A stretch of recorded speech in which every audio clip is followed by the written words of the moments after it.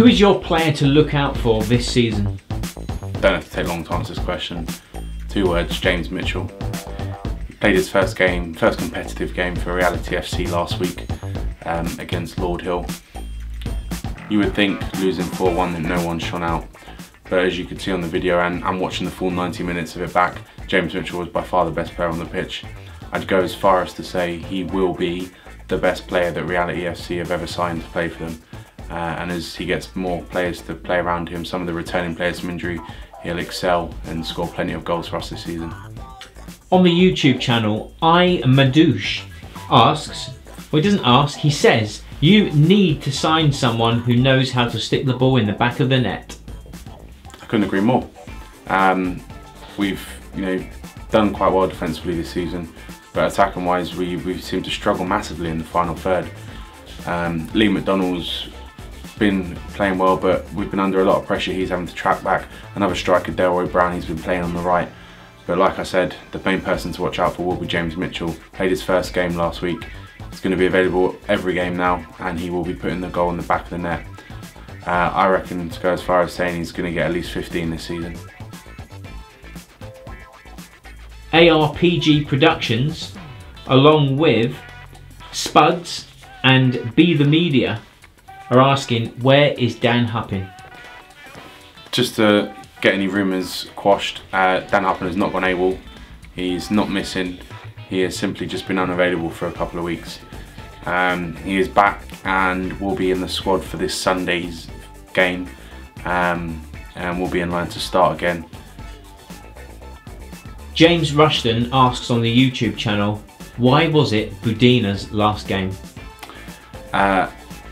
Sam Bethina has now left the country. He's going travelling with his girlfriend for a year, and after that will be returning to his native country, Ireland. It was great having Sam at Reality FC. He was a great player, played in goal for his first season and then outfield. I moved him further forward as a striker, where I thought he played really well, even if he did score a limited amount of goals. So we'd like to thank Sam for all his hard work and the game time he relinquished to play for us on Sundays. Dan Cooper says you need Phil Buggs back. Silly question really. We can move on from Phil Buggs. Phil Buggs is gone. He's not forgotten, but he is gone. He now plays for the White Hart. And for any future press conferences, I won't be taking any questions on Phil Buggs. Tim Sparrow states Anthony Cox, man of the match without doubt, in reference to the last game. He also says some excellent work that saved embarrassment. If Mr. Cox's enthusiasm and work rate was shared by the whole team, then Reality FC would be unbeatable. What do you say about that? I'd like to thank him for his comments. Had to play in goal for a couple of weeks. Rob Lamar's been unavailable. And what's the latest on Rob Lamar? Well, we'll move on to that question. Rob Lamar did make contact after going AWOL. Our pleas on the last press conference reached him. He made contact and he is in fact available for this Sunday's game. So hopefully it will mean I don't have to play in goal and Rob Lamar starts. There was a picture on the Facebook Reality FC page this week of Captain John Finn sitting on the toilet. Have you any comments on that? That's the way he wants to spend his Sundays when he's not playing football. That's up to him. I wouldn't like to know what else he takes pictures of in the bathroom, but we'll leave that question there.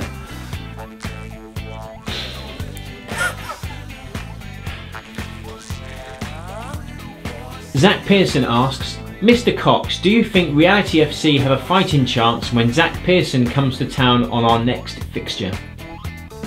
Who's Zach Pearson? Mr. Zach Pearson. I believe he plays for AFC Bedfont. Zach Pearson. Zach Pearson was a trialist for Reality FC about 2.5 seasons ago, and Reality FC, I believe, were close to signing him. Zach Pearson. He's ringing the bell inside there somewhere. He obviously wasn't the person that stood out. I don't really recall much about Zach Pearson. He obviously was a player that we chose not to sign for whatever reason. I don't believe I was manager at the time there, but their manager obviously had their decisions and he wasn't signed. Seems to be doing a lot of talking on the Facebook page. I think he should probably just leave his talking to the football pitch, and we'll see how he actually performs, if he does perform when he plays us. Billy Kennedy asks, have you thought about disciplining players who no-show to games? Either a fine or ban may make them realise the importance of communication. I think the biggest problem with Sunday League football is the inconsistency and reliability of players. It will be a problem that many managers across Sundays have. You get people telling you they're going to turn up and then they don't turn up. I think the only way to really combat the problem would not to be to fine people. You know, people play Sunday League, they pay to play. It's not, finding people, I don't think it makes much sense. Banning them, does that not then hinder my future chances of having a full squad? If I've only got 13 players and I need 14 and it's the one player that's banned that could fill the extra man in the squad, I get 3 injuries, you know. It's a strange one. I think the best thing to do when I have more than the required 14 men in the squad would be then to choose to leave out that person, but it might not necessarily be the week after they let me down. It could be 2 or 3 weeks after they let me down. I don't see another way around it, but if you have a way around it, make sure you comment on the video. Lewis Pugh states on the last match video, you need someone to organise the defence. I agree with Lewis. I do think John Finn is doing well in the middle of the park. As you can see, he's concentrated on his own game a lot. As the games go through, I'm sure he'll push that out to defence. It has been a mixture of players filling in as well, with different centre-backs, different right-backs, different left-backs. John Finn's kind of been the only mainstay, which probably doesn't help the cause a lot. And that's more through people's availability rather than chopping and changing, which is a shame. I'm sure John Finn will grab hold of that and he will make sure that defence is well in line for the next game. What's the latest on Chris Jerome's head injury? I'd like to report that Chris Jerome is full of health. He's recovered from his head injury. He was, as you saw in the video, hit quite hard by the opposition, which resulted in him getting concussed.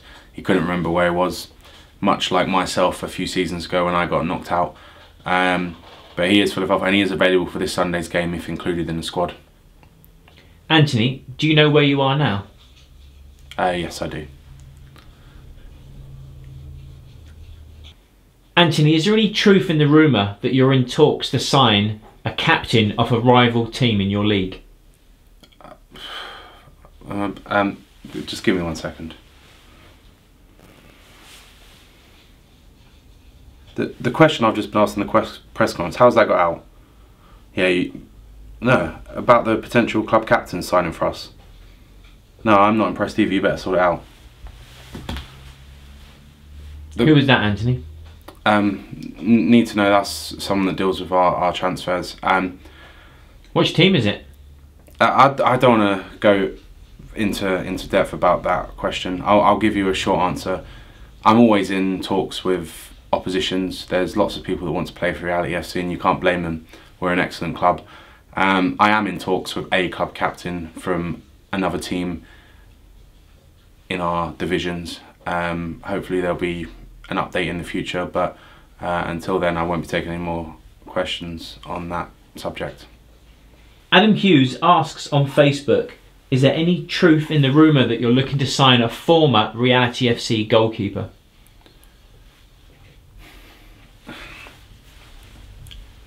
Short answer, yes. This week, Jodie Marsh tweeted about Reality FC and she mentioned your name. What have you got to say about that? Jodie Marsh, former Page 3 girl, I think. I haven't really noticed that. I get a lot of comments on Facebook, a lot of tags of my name. It's very difficult to go through all of them. I'll have to have a quick look after this conference and see what she said. I'm maybe in contact with her later on in the week. An anonymous person has asked the question, what has happened to Mark Collier? I had a discussion with Mark after a recent training session.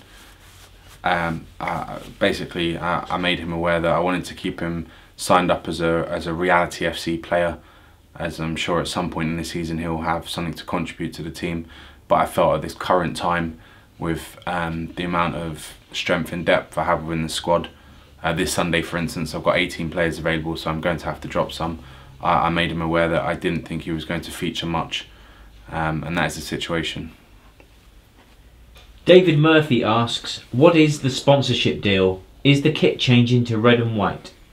No, at present, and as I'm sure you're all aware, Reality FC are still looking for a sponsor. We offer something unique that no other Sunday League team offers. I'm sure there'll be someone out there really looking forward to sponsoring us and getting themselves on some videos. As for the new red and white kit, in our league you're meant to have 2 kits. You're meant to have a kit to change into for away games. The red and white kit was a kit that was given to us almost brand new, and it would just mean that every so often we have to play in red and white. It's nothing connected to any sponsorship deal or anything like that yet. Dean Luckhurst asks, how do Reality think the table will look at the end of the season? Is he scared of AFC Bedfont? Again, AFC Bedfont coming up here is obviously another one of their players. Almost a lot of trash talking coming from them, really. I really would like to see how they're going to perform on the pitch against us. As for how the table is going to look, AFC Bedfont are currently sitting top.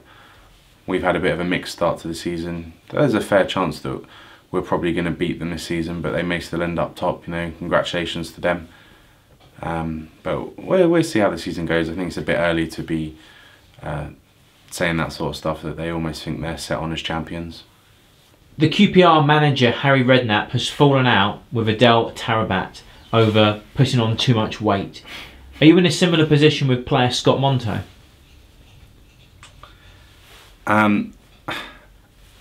In my view, I think Harry's well out of order. You know, someone like Tarabat, who's plenty of skill, plenty of talent, I don't think you can go around saying something like that. It totally discourages their performance. If any of my players I thought were slightly overweight or needed addressing to regarding their eating habits, I'd pull them to one side, have a quiet word in their ear, let them know what I think, what path I think they should be taking. I certainly wouldn't be putting it all out in the Sunday papers for people to read. Antony, we all see the videos each week of the team Reality FC. Do you spend a lot of your time, therefore, talking to players about their weight? No, very little actually. A lot of the players have excellent eating habits, and you know, it's not all about, you don't need to be, you know, small, medium. People of large, extra large, XXL will excel on a football pitch in certain positions. I think weight doesn't matter. To people watching this video